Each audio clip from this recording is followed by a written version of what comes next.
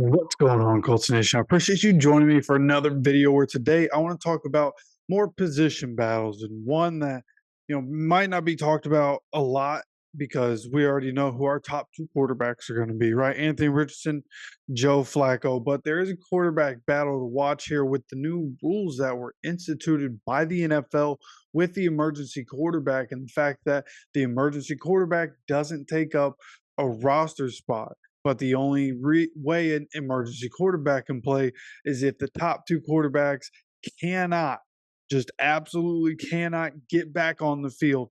That's the only time you'll ever see the emergency quarterback get on the field. But he doesn't take a spot on the practice squad. So, with that, I think that it's going to be important to see who's going to be the emergency quarterback. I think that's an important battle to watch as we get into the offseason program, right? We're in the second phase of OTAs. We got mini camps coming up, and then we have training camps. So, what's going to happen throughout this time? Sam Ehlinger is obviously going to lead the way as the emergency quarterback. He's the guy that's been here the longest. He was here last year with this Steichen system, getting a year to get some experience. And with that experience is going to help him, right? That continuity, which this team, the front office, the coaches, everybody talks about the continuity, and that's important. So Sam Ehlinger could very easily be the guy, and these other guys coming in could just be, hey, we'll see what you have, and then we'll make some notes about you. If teams call about you, we'll let them know, right? That kind of thing. So with the other two, though, I think it's interesting to know the experience that both of these guys have and what they did in college, right? And they're younger. We know what Sam Ehlinger is. Are we going to let him play out the last year of his contract? We'll see.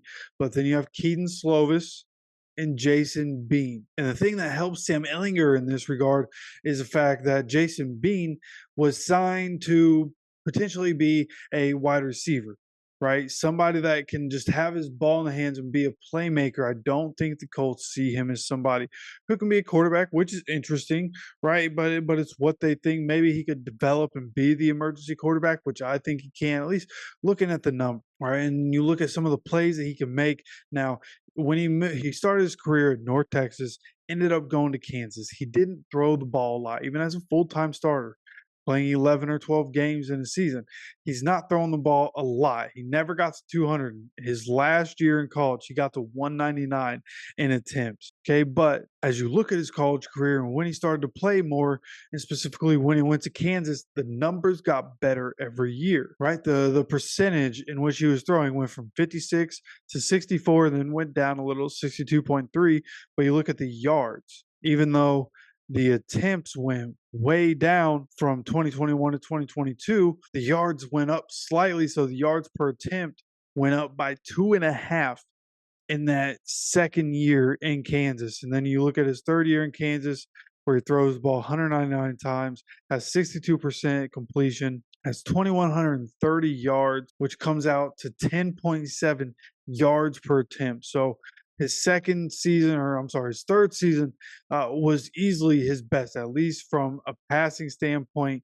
And I also like the fact that his touchdown interception is pretty good, right? You look at 2022, it's 14-4, and then 2023, he goes from 18 touchdowns, 7 interceptions. So it's not amazing, but it's good, right? He's staying away from double-digit interceptions, even though he's playing double-digit amount of games. Now, again, he's also only throwing the ball 199 times tops. So that definitely plays into it. So I think from the aspect of being a quarterback, like there's stuff that you can use and develop with. Will he, be a top flight quarterback at any point in his career? Unlikely, but you could develop enough to be an effective third quarterback if he absolutely had to, with what he could do with the ball in his hands. You look at rushing, even going back to North Texas, where in 2020 he plays in 8 games, has 56 carries, 346 yards, 5 touchdowns. Then you look at his career at Kansas. First year, he did a lot of running where he had 92 rushes, 400 yards,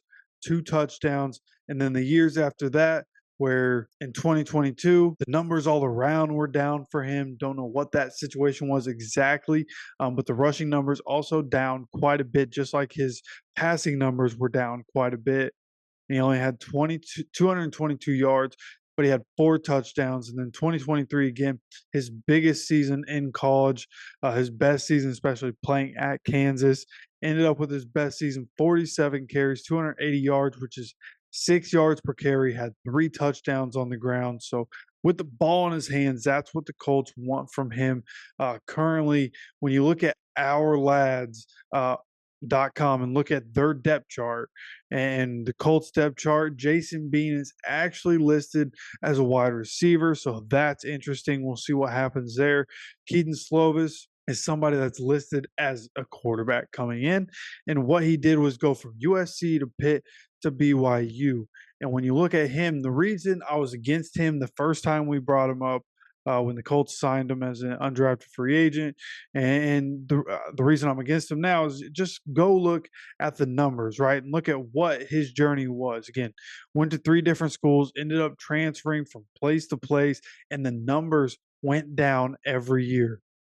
Okay, the percentage throwing from year 1 to year 5 go from 71.9 to 67 to 65 to 58.4 to 57.5.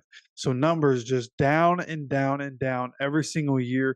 That freshman year, easily the best year for him, right? Played 12 games, again, 72% completion, 3,500 yards, 30 touchdowns, 9 interceptions. Like, for a college quarterback freshman, that's an incredible season. The numbers after that just went down every single year. Played in 6 games, 9 games, 11 games, 8 games, and the numbers just never got up like that. And you also look at, the touchdown interception also got worse pretty much every year, from 30 and 9 to 17 and 7, 11 and 8, 10 and 9.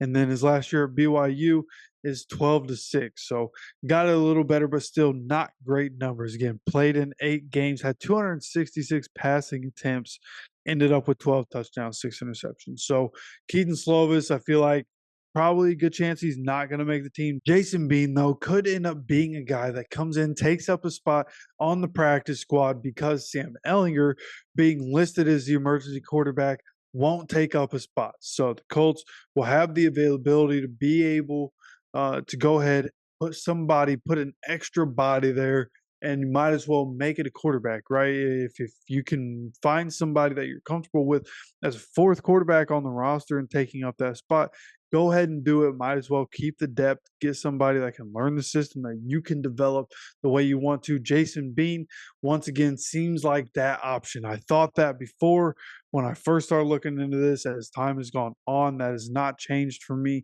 I do think Jason Bean can be somebody that eventually, when Sam Ehlinger's rookie contract runs out, then Jason Bean's the next guy in line. Again, they continue to develop him.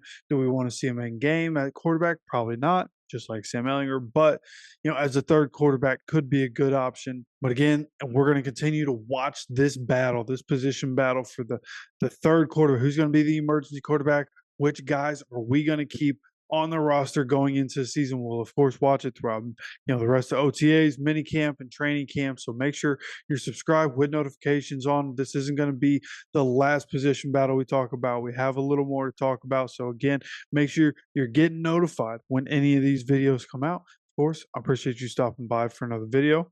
As always, take care of yourself, take care of each other, and go Colts.